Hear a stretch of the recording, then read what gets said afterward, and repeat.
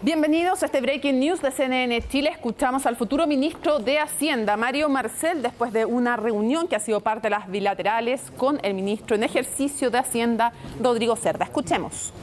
La dimensión más absoluta es que, por supuesto, tuvimos cifras récord de expansión del gasto y de déficit del año pasado por razones que todos conocemos, por razones de respuesta ante la pandemia y de apoyo especialmente a los hogares. Eso, cierto, tiene un impacto sobre la deuda pública, tiene un impacto en términos de confianza en la trayectoria futura de las finanzas públicas. Entonces, para nosotros lo importante es que este año 2022 sea un año de transición en el cual terminamos de salir de esa situación excepcional del 2021, que tiene una dimensión fiscal muy significativa, y empezamos a construir una trayectoria fiscal hacia adelante de convergencia hacia niveles sostenibles de deuda y al mismo tiempo, al ser sostenibles, también que permitan proporcionar una base sólida para financiar las reformas por las cuales en buena medida el país votó por el presidente Boric en la última elección. Así que va a ser un presupuesto, es una situación fiscal que es exigente, de eso no cabe la menor duda, que va a requerir bastante destreza administrar, bastante comprensión de parte de los distintos ministerios, pero en la medida que lo hagamos bien vamos a sentar una base para tener una economía sólida y una base fiscal que permita que se vaya ejecutando el programa del conjunto de este gobierno. ¿Cuál es su pregunta? ¿Cuánto recibe el nuevo gobierno de la glosa republicana que usted anunció en su momento? Gracias. Sí, entonces, efectivamente, este año tenemos 3 fondos importantes. Uno es la glosa republicana, tal como dice usted. Esa glosa republicana, aproximadamente de $800 millones, está completamente disponible para la próxima administración. Otro fondo tiene que ver con todo lo que es recuperación económica. Ese fondo, que es un fondo también de libre disponibilidad, eran cerca de $800 millones, a la fecha se está ocupando prácticamente la mitad, por lo tanto todavía quedan fondos disponibles. Y además hay un fondo de salud que es cerca de $900 millones, de que también se va a estar ocupando para comprar vacunas, para pagar también mayor trazabilidad, etcétera, pero también todavía está quedando prácticamente más de la mitad de ese fondo. Desde ese punto de vista creo que, y eso es lo que hemos tratado de hacer con la próxima administración, nosotros también esperamos que le vaya muy bien y por eso que hemos dejado disponibles esos fondos, pero también creemos que a veces hay que tomar decisiones preocupándose de lo que va a pasar con el mercado laboral en los próximos meses, y eso fue lo que hicimos hoy día. En ese sentido esperamos que le vaya lo mejor posible a la próxima administración. Nosotros hemos tratado de dejar las finanzas públicas las más ordenadas posible después de lo que nos ha ocurrido. Efectivamente hemos tenido una pandemia y un estallido y había que dar respuesta, creo que las hemos dado. Y después de todo eso yo creo que hay que preguntarse, bueno, ¿qué país del mundo ha podido salir con los niveles de deuda pública que tenemos nosotros? Estamos prácticamente en 36 puntos del PIB. No son muchos países los que pueden decir eso, y no solamente eso, sino que estamos en plena recuperación de los fondos soberanos. El año pasado terminamos en $2.500 millones, hoy día ya estamos prácticamente en $6.500 millones. Yo creo que en ese sentido estamos tratando de entregar la mejor situación posible al gobierno entrante para que le vaya lo mejor posible. Es muy bueno, obviamente, para todos los chilenos que le vaya bien al próximo gobierno. Ministro Cerda, aprovechando que está ahí, le quería preguntar por algo específico que tiene que ver con una denuncia de las funerarias por letras chicas en la PGU. Dicen que, acusan que la PGU tendrá una cuota mortuoria para pagar los servicios funerarios de un tope de 15 UF. Este monto es casi 200.000 pesos al que cuentan los actuales beneficiarios del IEPS. ¿Qué se responde a eso?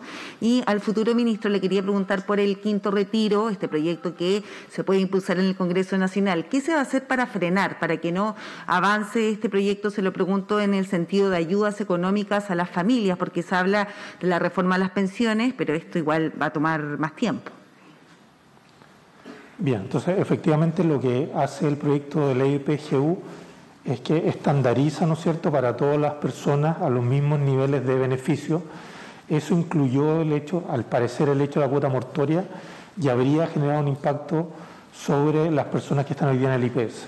Desde ese punto de vista, ya estamos trabajando con el Ministerio del Trabajo para ver la corrección de eso. Tenemos que ver si esto es una corrección administrativa o algún otro tipo de corrección, y estamos efectivamente trabajando con el Ministerio del Trabajo en ese tema. Bueno, suerte que la pregunta de la funeraria se la hicieron al ministro Cerda.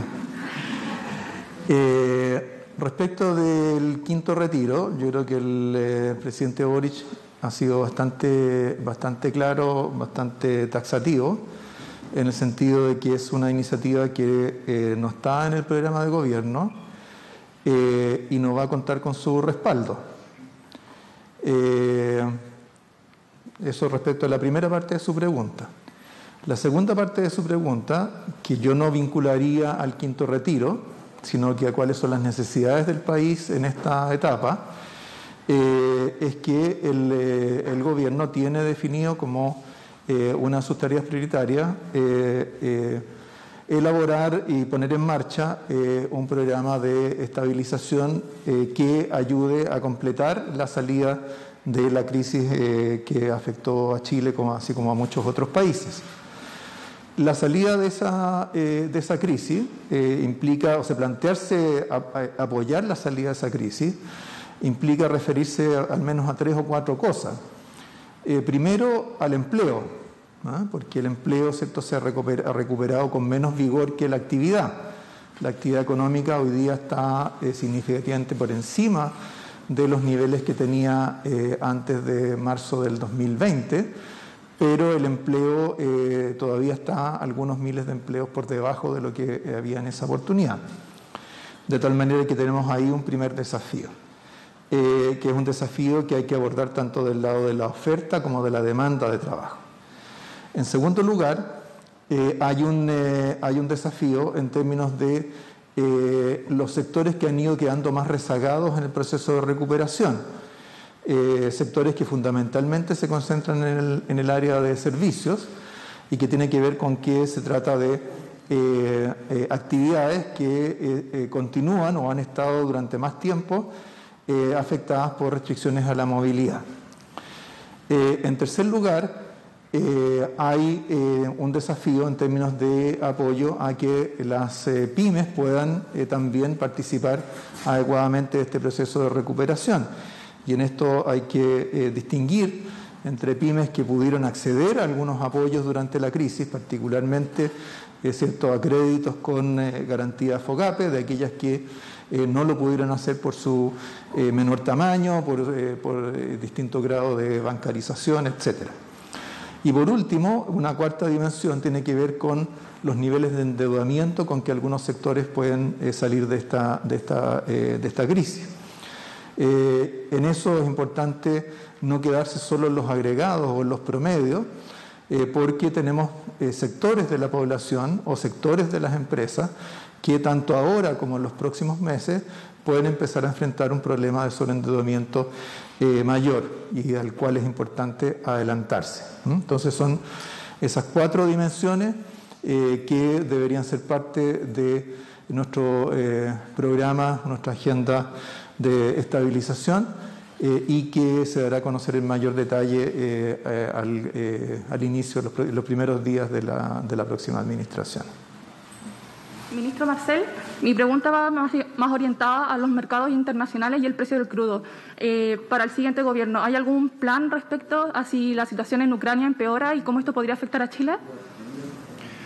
Bueno, Chile está siempre expuesto a los vaivenes de la economía internacional y al mismo tiempo, hay precios de ciertas materias primas que son más sensibles a las situaciones políticas, en este caso el petróleo respecto de la situación en Ucrania. Ahora para eso la economía chilena tiene mecanismos que apoyan la estabilización o amortiguar estos shocks externos. Creo que después de lo que fue la crisis del COVID-19 o lo que ha sido, porque no ha terminado aún, Creo que estas otras posibles fuentes de inestabilidad más global sin duda son relevantes, pero es difícil que alcancen una escala, una extensión de la magnitud de lo que vimos en los últimos 2 años. Y por lo tanto los mecanismos que tenemos nosotros hoy en día para amortiguar esos shocks externos están disponibles para operar en caso de ser necesario. Pero como decía, cuando hay conflictos concentrados en ciertas áreas del mundo que le pegan especialmente a algunos precios de materias primas, hay que ser cautelosos respecto de cuán persistente van a ser esos movimientos de precio. Están parte de las palabras del futuro ministro de Hacienda, Mario Marcel, que se ha reunido, como ha sido la tónica en estos días, con quien es actualmente el jefe de las finanzas públicas, Rodrigo Cerda. Se les ha preguntado por inflación, por los planes del futuro gobierno, por la eventualidad también de los efectos que puede tener en el precio del petróleo, el conflicto en Ucrania y más, y también por el tema del quinto retiro. Lo escucharon en vivo, como siempre apenas ocurrió en CNN Chile. Hacemos una pausa y regresamos.